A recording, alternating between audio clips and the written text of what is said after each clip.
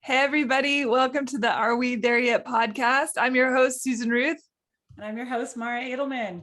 How's everybody doing? We are just two humans having the real conversations and raising all those questions that we all have about where is there when it comes to dating, relationships, and sex. Are you there yet? How have you been? How have you been the last couple of weeks? Have you gotten anywhere or there or? I'm nowhere and everywhere all at once. All at once. I'm excited for this episode. Should I stay or should I go now? All about sex. Should I stay or should I go? First sex. Yeah. First sex ever. First sex in a relationship.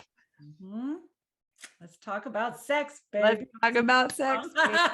I do like, should I stay or should I go now? Should I stay or should I go now? So essentially you're dating somebody new and you're like, should I stay or no, I'm gonna go now. Or that also like, should I stay the night or should I not stay the night? Oh, I didn't even think about it like that. Yeah, after sex. Oh, that we will talk about that because we're going to talk about hormones and how that affects people's after sex part. So first time sex, with my hair today. You're gorgeous. Also, I've got a little bit of allergies that going on today. So it's been bad over here too in Northern California. It's got that like June blowy wind dry thing going on. I know, but it gives us that hoarse sexy voice. Yeah. So first time sex, how old were you again? 18. We talked about it in the previous episodes. Yeah. 6. I was 13, too soon. I wonder if how old we were colors how we respond to it later in the game. So like first time sex with a new partner now, how do you generally approach that? I don't have a rhyme or reason to it. If it happens, it happens. Sometimes I'm not gonna lie, sometimes it happens just because, I mean, it hasn't happened in a real long time, but sometimes it happens just because it's easier than it not happening. I hate to say that, but it's true. It's just like a lot of women say that, meaning like you're so far in with the petting and the hot and heavy that you're like, yeah, might as well. Well, usually it's also because you're kind of like, might as well, because that sounds good, right? I hope so, right? Yeah, most of the time, yeah, for sure. Yeah. I feel I've had experiences in my life where I used maybe a blowjob or even didn't feel comfortable with saying no. This is when I'm younger, right? Saying no or just knowing it was almost safer just to not safer. That sounds kind of intense, but just emotionally safer to just be like, let's just do this and it's fine. You didn't have to deal with the repercussions of not doing it, the disappointment and so safer emotionally. Well, yeah. You made a good point. So sex, the definition of sex is anything sexual activity, including specifically sex. So any sexual activity, blowjob, that's all considered sex. How old were you when you remember having anything that felt like first sexual activity? 18, honestly. I mean, I kissed I kissed a couple people here and there. I actually had this really terrible thing. I got drunk at a party with friends. I was madly in love with this boy in my school. And I was so drunk. I was like, 16. And I had wandered into a room to just sort of sleep it off a little bit. And I woke up and somebody was kissing me. Yeah. And I was like, what? And I kind of came to, and I was like, who is this? And the voice back said the name of the boy that I was madly in love with. Of course, everybody knew I was madly in love with. And I was like, oh, and then we started, I was like, oh my God, I was so excited. I started kissing back. And then I realized like wrong body shape, wrong size. Wasn't him. He totally manipulated you. Yeah. Wasn't him. Sat up. I was like, you're not so-and-so. And I like got up and ran out the door and saw who it was.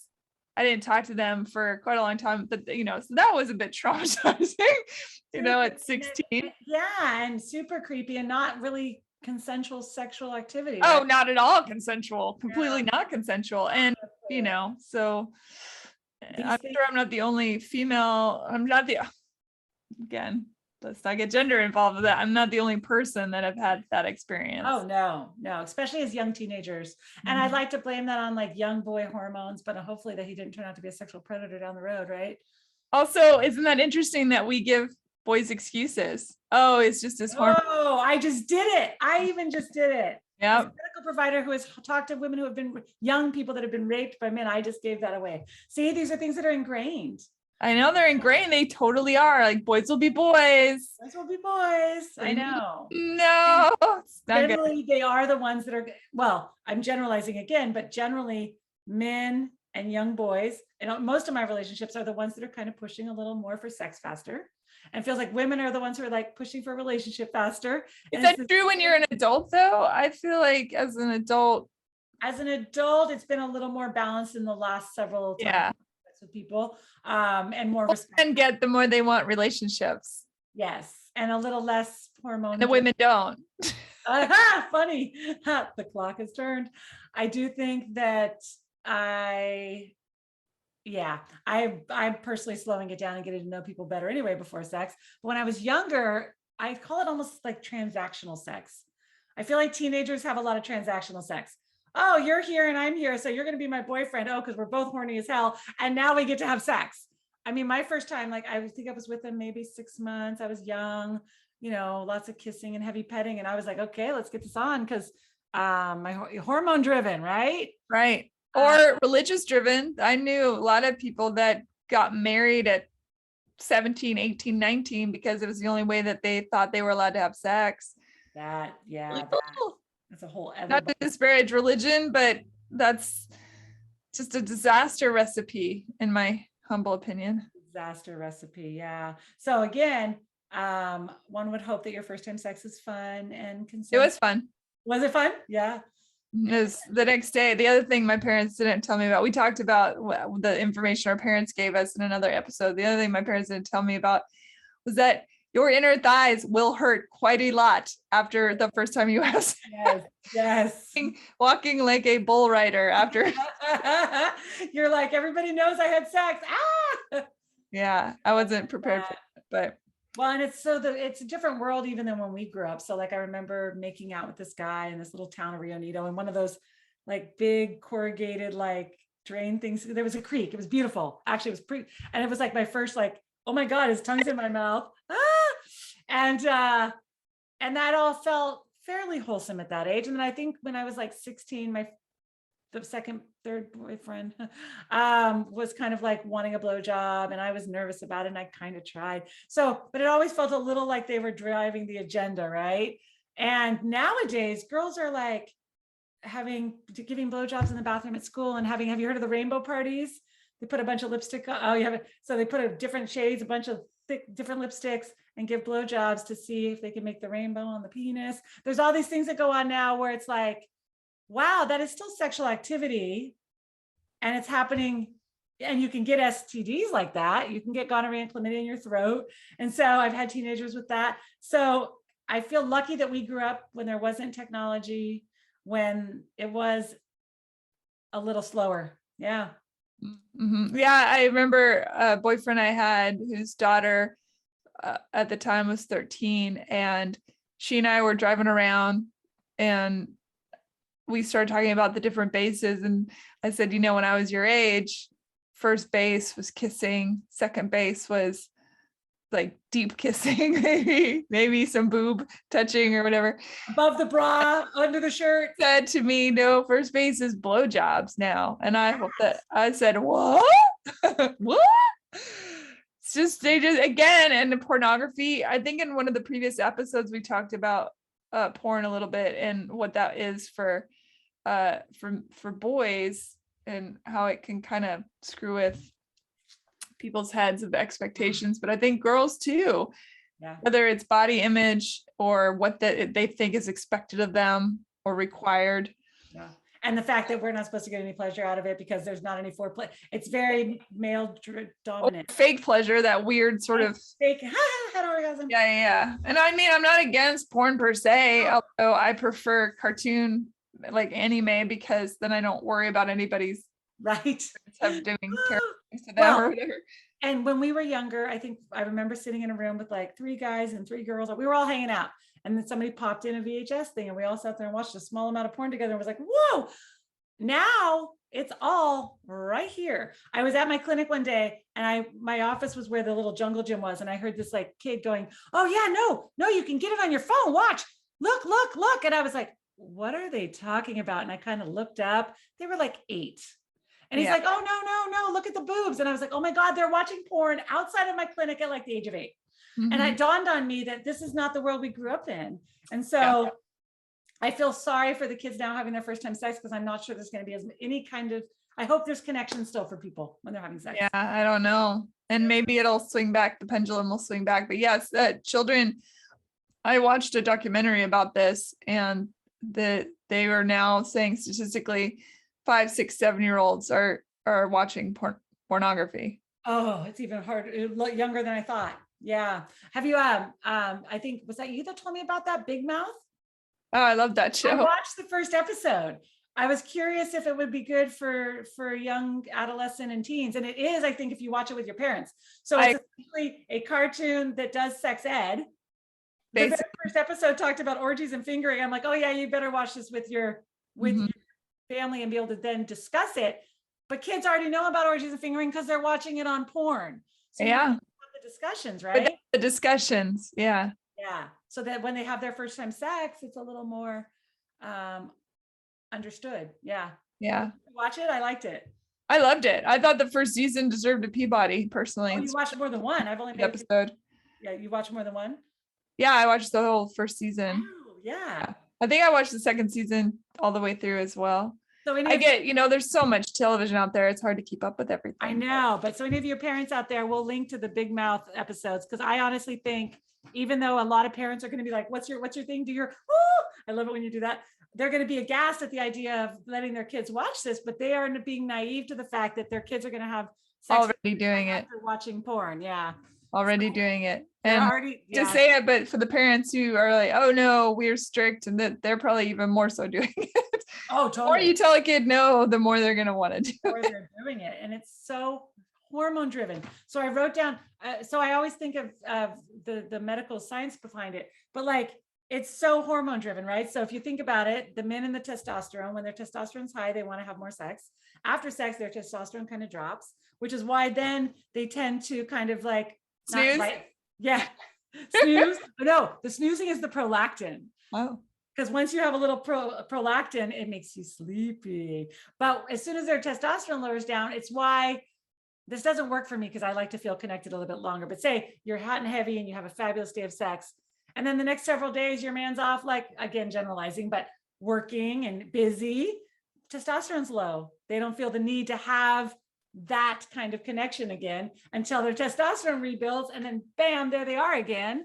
And for women, we get so much oxytocin, not every woman, and again, generalizing, during sex, right? And it lasts longer. Men get a slight bump up of oxytocin and it goes away faster. So we're kind of like, oh, that was amazing. Can we stay connected? Well, for myself, at least, can we stay connected for a little bit longer? But they have totally different hormones. So interesting. Being aware of those. And so to me, it feels like the 7 dwarfs, right? Like, so you've got dopey, sleepy, prolactin makes you sleepy. Oxytocin is the love, cherished, I feel amazing. Testosterone drives the whole game. And then I feel like God has a real sense of humor. God has a freaking sense of humor, because it doesn't match up half the time. It matches up. Yeah. And all of us are just wanting the dopamine fix, right? Which is that excitement, which is why people drink, smoke, eat, sex. So we're all looking for the dopamine, but then the rest of our hormones are totally opposite. And they drive how we act towards sex and after sex. Isn't that crazy? Mm-hmm. I feel super sexy when I'm ovulating. Just ableicious. Horny as all get out. Yeah. So horny. And I'm not like, I want a baby or anything like that. I'm just horny. I know. And so I'd have to go back and look. I think progestin goes higher, your luteinizing. Yeah. So as you're ovulating, you are looking for that fix, that dopamine fix, honey. Do you masturbate too? Because a lot of times I'll masturbate, I'll come, and then I'll just pop right up, go about my day. Like, I don't sit back and relax or anything. I just get a burst of dopamine, but there's a lot less of that oxytocin because you're not cuddling somebody skin to skin. Cuddle myself. We're cuddling ourselves, but it doesn't have that same effect, right? There's not that skin to skin contact and all that. And that other person. So I don't know. I'd have to look it up. We might get a small burst of oxytocin when we do that. But speaking of which, this is why sex is important and orgasms are important, because it's good for your health, right? We all need oxytocin goes up, cortisol goes down, lowers your stress levels. So not that people should jump into first time sex with a new partner, but when you're ready to, especially as teenagers, please be ready first. It's actually so good for your health because all these hormones, the prolactin and the serotonin and the dopamine, all counterbalance cortisol. And we are all spent the last 2 years living on freaking cortisol. Honestly, if I have a headache, if I have aches and pains, Yeah. I'll masturbate. Yeah. Great way to flood the body with endorphins and all sorts of good feelings. And a lot of times it helps. Do you feel like if you were having partner sex, it does the same thing? So, because so many women. For sure. But when you're not feeling well, masturbating is a lot easier than when you're not feeling well and having to be with a partner. Totally. But there's always that, I have a headache, honey, I can't tonight, but actually it's going to help your headache. Of course. I mean, as long as it's not too rough and yeah. Not a lot of head shaking. Or you could say, honey, I have a really bad headache. Will you go down on me, please? There you go. Will you please give me an orgasm? My headache will go away and maybe I'll want sex afterwards. Yeah. Right? I always say the fastest way to have sex is to give me a massage. I think many men have learned that technique with women. That if they give them a massage, they will they will acquiesce to sex down the road. But I do feel like there is this thing about like men are the gas and women are a little bit of the brake when you're newly dating somebody. And I am not a good brake when I feel all those 4 C's and commitment and connection and excitement.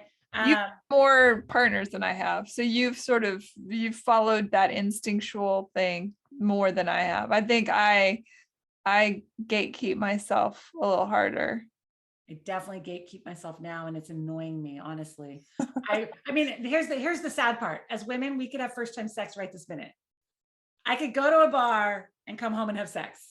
Men that doesn't work that way for men. They have to work a lot harder for it. So of course, supply and demand, it isn't there. You're going to want it more. But I don't want to do that. That's not where my brain is at right now. I want to be connected and then have sex. But I think if you want to have first time sex that's not connected, go for it. I did that a ton when I was younger. And I'm not there anymore, I guess. I think about that. I'm like, okay, if I met, let's say, Chris Evans at a party. Oh, yeah. I like Chris Evans because he's super smart. Yes, he's good looking, but he's not overwhelming good looking. Right. He's the guy next door, good, and he's so smart, clearly sensitive, and he cares about things. He's political, he cares about something. You just hit all my hot buckets. Yeah, that's something outside of himself. Yeah. And so if he came up to me at a party, let's just say he's not Chris Evans, not that I give a shit about what people do for a living, but just say he just came up to me and I was like, ooh, this person is very, very interesting. And then we start talking about politics and all that stuff. I wonder or maybe I do know he's Chris Evans. Right. Would I be like, oh, it's Chris Evans? Would I be like, fuck me now? Or would I be like, nope, still the same. My gatekeeper is still saying, I want to, I don't know either. I don't know that about myself, although I have been around very famous people and not cared. So maybe because they didn't hit your hot buckets of politeness and nice and caring about the plan and value. The things you just listed were hot plus. Right. Again, we can go find a hot guy any day, but I want the plus. What if you're in bed and all of a sudden you find out that they're super conservative? I'd be like, get the hell out. That's funny. Depends on what day. I guess how good they were in bed. Do that. You're like, I will only do this one more time and then get the hell out. Get the hell out of my bed. I don't know. I think for me, part of it is, what do you think about that myth? Like if you have sex too soon or on the first date, that then it might not evolve where it would have evolved if you didn't do that. Because I think I've done that before. I've had jumped right in and had it not end up being a great relationship, but I don't know if I know people that have jumped right in and have fantastic relationships. So I don't know if that's a thing or not. For me personally, I've had a one night stand twice. I think I've had 2 one night stands. Not really my thing. Talk about my younger years because I'll blush. Yeah. No, so it wasn't your thing. It wasn't my thing. And I think because for me, it's such a mental, I'm so interested in someone's brain and it just doesn't allow for that. No, it doesn't allow for that. I like making out too. I think making out is fun. And I think it's a lost art. I think people are just like, if we make out, we have to have sex. It's like, no, like making out is lost art. And people don't give the time for like learning each other's kissing styles. They just sort of jam their tongues down your throat or something. It's like, whoa, whoa, whoa. Let's figure out how we kiss Slow, and slow. like take it slow and like build on that. Cause that can be hot as all get out. The more you build on it. So that's my favorite part about first time sex is if you the kissing and the petting and the It's dry humping like you're in high school, right? And then once you've had sex, it kind of takes away that takes away it's that chasing the dragon thing. But if you chase a dragon and get to that point, you're gonna have better sex. True that. Also, you're gonna know each other a little bit better because if you're slowing that down and that's each happening week by week, like we talked about in the last episode on slow dating, you're building the anticipation. You're gonna have better sex. You've also are now safer in having the real conversations about first time sex, sexually transmitted pregnancy. Like we should be having all these conversations no matter what age you are. Did we ever, speaking of sexually transmitted diseases, I can't remember, did we ever talk about, I think we had a question in the first couple episodes about whether or not guys can get checked for HPV and We did talk about HPV. I think we were. Did we ever find out the answers to those questions? I did. It's not something I've been doing at the clinic well, obviously now I'm doing telehealth. For those that you don't know, I work at home now, but yes, I did look that up. And essentially everybody has a chance of getting rectal cancer. And I feel like I've heard about a lot more cases lately. And so we had said, well, can you swab for HPV like you would do for the cervix? And yes, there are something called anal paps, and it's mostly for men who are having receptive anal sex. But that's the same for women. Why is there any difference? For women? Sure. I know, but interesting when you read up on it, it's kind of like people with HIV. No. I know women. I know a female actually that has had rectal cancer, and I didn't ask her if she had anal sex, but anything that is going to allow HPV to get in there. So anal paps. If you're worried about any kind of weird symptoms down there, go get your anal pap, everybody. We went from first time sex to anal paps. Hey, I know. I like it. This show is absolutely. Thank you for keeping me honest, because I did say I was going to get back to people about that. Yeah, and I was like, I think, have we covered that? I don't remember. And my memory can be a little Swiss cheesy sometimes. So it's getting more and more Swiss cheesy by the year. That's okay. It makes it more fun. I do think part of my problem is I used to have sex too fast because we do the hot and heavy and the kissing, and then I don't have a good break, and I'm like, okay, I'm ready to have sex, then let's do this. I want to have sex. It's been a while, right? And so for me, I don't necessarily believe that myth. I too know some very happily married people who had sex on their first date. I find that when I look back at my relationships where it happened too soon, they weren't good relationships. I'm not sure if that's causal relation or not, but for me, I'm like, slow it down. Know somebody better. Maybe there's a better chance of still liking each other in 5 years. Yeah, right? I think so. I just burped. My thing too is I want, again, back to that radical honesty that we've talked about in other episodes. I think men think that there's somehow, again, I can only speak to my heterosexual experiences. I don't know if this is unilateral. This is in my experience when I know men have been seeing other women. And it's like, just say it's obvious, and you're being so weird about it, and that's even weirder. Like, just say. So weird. Hey, give me the benefit of the doubt that I'll be like, okay, that's good, or that's not okay with me. But let me have that decision for me. Do you think it's because some women really do freak out? I think people probably freak out. I do that again to women. I do the gender thing. No, it's okay. I mean, but radical honesty, people don't want to be radically honest because they've had people freak the frick out. Sure. I don't tend to freak out. I've had people tell me stuff where I'm like, well, I'm not thrilled that you went and had sex with her because we were on a 2-minute break, but thank you for telling me, and go get we were on a break. It's like 2 minutes. I'm all, go get your STD screens. Thank you again. Thank you very much. Yeah. And then I was fine. And I'm the person that then I want a little more information. Let's talk about it for a minute. Okay, fine. Move on. I'm so competitive. I'll be like, it does bring up the competitive side of me. I have had that happen. Yeah. I think men bank on that a little, but you're right. Why radical honesty, say it like it is, especially when you're about to have sex with somebody. Like, you need to be knowing that they're telling you the truth. I know. I get frustrated by the hypocritical do as I say, not as I do thing. It's oh, the other person gets to go sow the oats or gets to be in a relationship or whatever, but you're not supposed to. That's frustrating to me. Yeah. Eventually we'll have to talk about polyamory, but it's not something I'm really familiar with. I read Mating in Captivity by Esther Perel. And it talks about that. It talks about how essentially like we're not really meant to be a hugely monogamous group of people. No, it goes against our biological nature. It does. But I still would hope that I could find somebody fall in love. Maybe if we've been together 5 years, you have the conversation. Okay. Yeah, maybe we do. I mean, it's compromise, just like anything else. People don't feel like they can talk about first time sex or sex the same way because as they do finances, taxes, where are we going to buy a house? It's the same thing. It's just a lot more of a loaded conversation. Yeah, I don't know. It's the expectations people have on each other. It's a loaded gun, A loaded gun.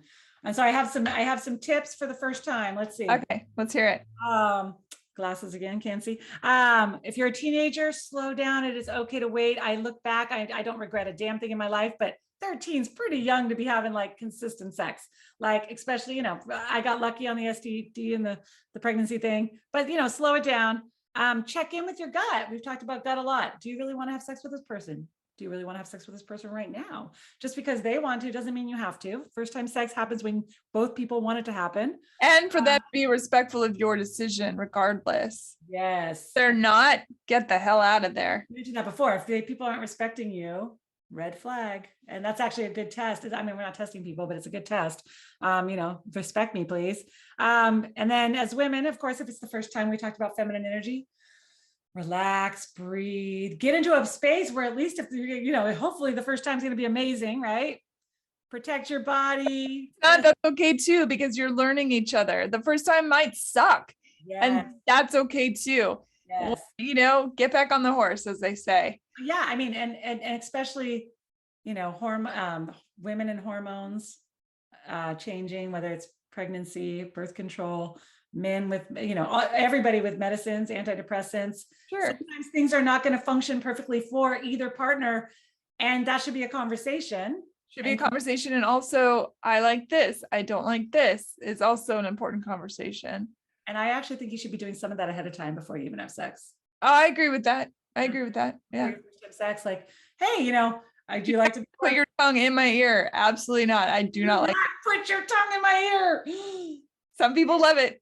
I am not. And I think the gay community does a better job of that, because the first thing they do on a date is, are you a top or are you a bottom? Because if not, we're not going to match up. So they're already talking sexual preferences literally on first dates. And so us heterosexuals are like, well, fumbling around, like, but I don't want to tell him that I want him to be the aggressive one in bed. It's a conversation, right? So yeah. So having the conversations, and of course, protecting against sexually transmitted infections, talking about birth control, make sure that you're protecting your heart. Like, is your sexual energy catching, is your emotional energy and sexual energy lined up? Have you had the talk? Are you going to have sex and then the next day be like, well, I thought we were in a relationship? Or did you talk about it ahead of time? What does this mean? Right? Yeah, because it means a lot of different things to different people. Don't forget the foreplay, of course. We talked about the big O back on episode 3, like lots of foreplay for that first time. The more orgasms women have, the more they'll want on their first, just make sure it's something you really want to be doing. Yeah. And it's okay to own your no. It's okay to own your yes. They're both, and your maybe. They're all of it's good. All of it. Maybes are also okay, right? We can decide we don't want to have sex right now for the first time. Yeah. Yeah. Although right now I would like some first time sex. So, but again, first I have to find that connection, and you have to find somebody whose brain you like. Yes. I don't even know if you're having sex. Maybe you are. I shouldn't assume. I'm not. Talk about that. You're not. Yeah. Yeah. Someday we'll both. Yay, my prince will come on my face. You took it all the way to the dark side. I like it, girl. How can I not? I like it. Everybody just went, what? Right. I don't I'm currently forgetting when our next episode is, but we'll be back in 2 weeks. And 2 weeks. Yeah. Thank you. I love you. You're awesome. I love you too. And thank you for listening and watching, everyone. Please share and tell all your friends, family, and friends and families and work people and all the people and every person's. All your peoples, including we talked about the teenagers, as long as your parents are okay with the topics, I think it's good for them to understand this stuff. Yeah, listen to it and then talk about it. Or listen to it with your partner, your romantic partner, and then talk about it. Or your non-romantic partner and talk about it. And again, the men out there, listen to this kind of stuff more, even if it's not us, and share it with your guy friends and have more real conversations, right? Yeah, absolutely. Thank you. Thank you. I love you too. Everybody stay connected and be well. Yay. Bye. Bye, everyone.